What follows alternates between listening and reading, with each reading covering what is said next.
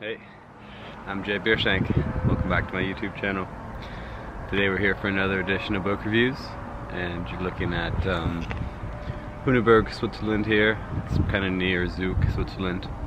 It's been a while since my last book review, but I was having a hard time getting through this one actually, but not because it was hard to read or not enjoyable, just because I couldn't find myself relaxing, I guess, enough to really just dive into the pages. It's a pretty long one, but it's really worth hearing about because I'd never heard of this book before, and it ended up being really good. It's a popular author, but the author is popular for other works, and I think that this one is really worth knowing about and worth checking out. And that one is The Glass Bead Game by Herman Hesse. Herman Hesse is also the one who wrote Sidartha, which is a popular book that many people have heard of about the Buddha. It's pretty good, it's quicker. I think that one's only maybe like 100 or so pages. I read that one a few years ago, I enjoyed it. He also has a book I want to check out called Steppenwolf. I've never read that one, but it's also popular. This one, he's a very prolific writer. He's written many books, I'm pretty sure. But this was his last one that he ever wrote, The Glass Bead Game. And I really enjoyed it because it was set in the tone of a science fiction novel, I'd say, in sort of like a dystopian future, where studies of the mind and intellectuality, and in a way you could say intellectual culture, is preserved through a society of elites, you could say, of like the intellectual elites that you have to be invited into, so it's sort of like a secret society, I would say. And the Glass Bead Game is a game in which basically there's a bunch, so you start with the topic and then you just start to basically slowly interrelate ideas into that topic of like any way. So basically first the game is like being able to abstract and extrapolate on abstract ideas. So I say like one word like mountain, and then you start talking about works of music or works of art or philosophy or anything that you can some way attribute to the word mountain, and then start to build on this concept. And it's really interesting how they go into talking about that. But anyway, the story is about Joseph Knecht, who ends up being sort of like the leader of the society in terms of directing this game. This Glass Bead Game is very highly respected in the secret society that is called Castilia, which is this intellectual reserve place in society. And Joseph Knecht's adventure, starting as like a common boy and then being accepted into the society, and then slowly moving up the ranks and the different types of things he has to do in order to move up, and sort of how closely you are in his psyche is really beautiful. The book is through the perspective of someone telling you a story about him, sort of like reciting his history, but you feel like you're very closely, like almost, you know, talking to Joseph as he's going through these things in his mind, and he's very introspective, and so getting to follow him and be with him on his development and through his character is really interesting. The book is beautifully written. It's super beautiful. Obviously Herman Hesse is an amazing writer. His ability to take you along and to illustrate, you know, I've said this before, but to be able to illustrate complex concepts in a simple, eloquent, powerful way is super prevalent in this book, which I just enjoy so much. And now I'll get into sort of like a bit of my theorizing about it. The ending of this book was really my favorite. So there's 4 stories in total. There's the Glass Bead Game, which is 450 pages, and then the last 3 stories are each 50 pages,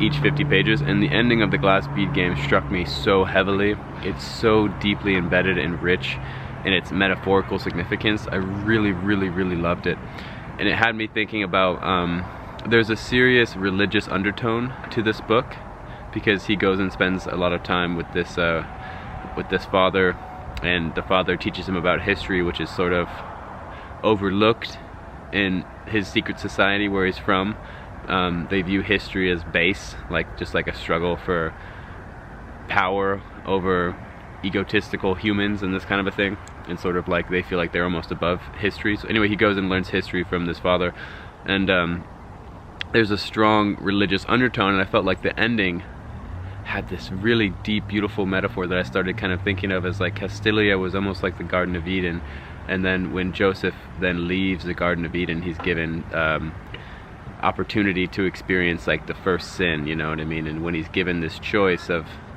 free will, basically, how that part in the book unfolds and how that choice affects his life is just so beautiful, and also how that choice is reflected through the kind of camaraderie of a child is just really interesting and deep, and I really enjoyed that part, and I thought it was super interesting.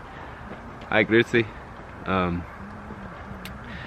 Yeah, so I really love the ending. I think that the whole book is worth reading for the ending, but really my favorite part of the whole book was just being able to be inside of Joseph's mind. He's such an intellectual, interesting character, and so deep and so longing for the truth and for the light and for purpose, and I just really resonated with his journey and thought that it was so beautiful. His ability and his eloquence, I really admired him as a character a lot, and I think you're supposed to. I think you're really supposed to, but I did especially. And then these last three stories I really like too. I forgot what they're called in the book. I can go look, but it doesn't really matter. I boiled them down to the story of the pagan, the story of the Christian, and the story of the Hindu. And the story of the pagan taught sacrifice. There was like this, this tribe, and this main character in that story was like the commander of the stars. They called him the Rainmaker. And anyway, it was just really beautiful depiction of that. They're like different aspects of spirituality, or different aspects of meaning, and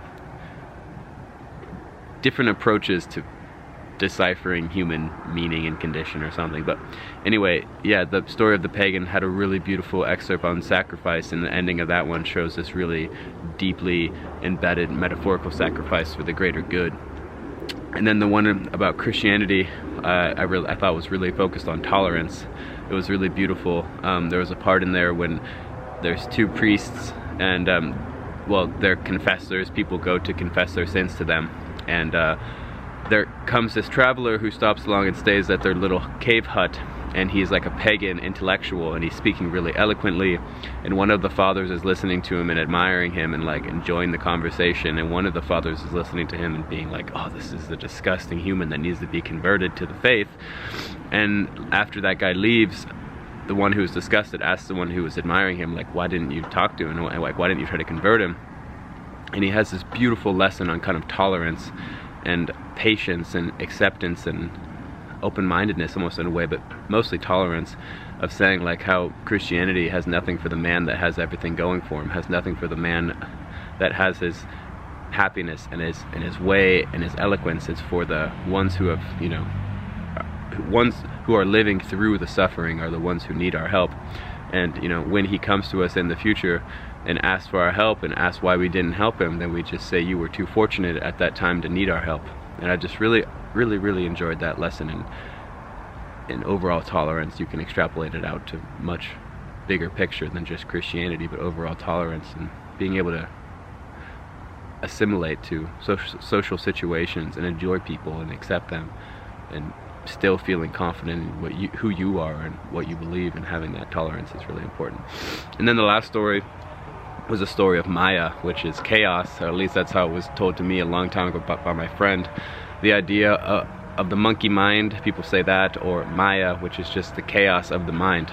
Anything that the mind can conceive is chaos or Maya. And some people stand by this heavily. I believe that that's a Buddhist idea, but maybe it's strictly Hindu. But either way, there was a teacher in the last story, the story of the Hindu, where there's this man that's going through turmoil in his mind, or as we say, Maya, and the spiritual teacher allows him to have this really vivid experience to teach him like the futility of the human experience. And I said that one taught you clarity, because it really showed an important focal point or something like this to be able to revolve around when you're living your life, that can keep you out of the fog of chaos. And anyway, it was really interesting. I really enjoyed those last 3 stories, the pagan, the Christian, and the Hindu.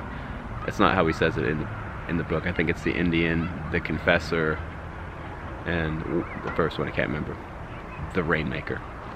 Anyways, I really enjoyed this book. It's pretty long. It's like 550 pages or something like that, but it's beautifully written. Really, like, it took me a long time to read, but every time that I did drop in and really start to enjoy it and like feel it and experience it, I was really blown away by it. It's a beautiful book and definitely worth reading. I got this book from a friend of mine, so shout out to you. I appreciate you giving me the book. And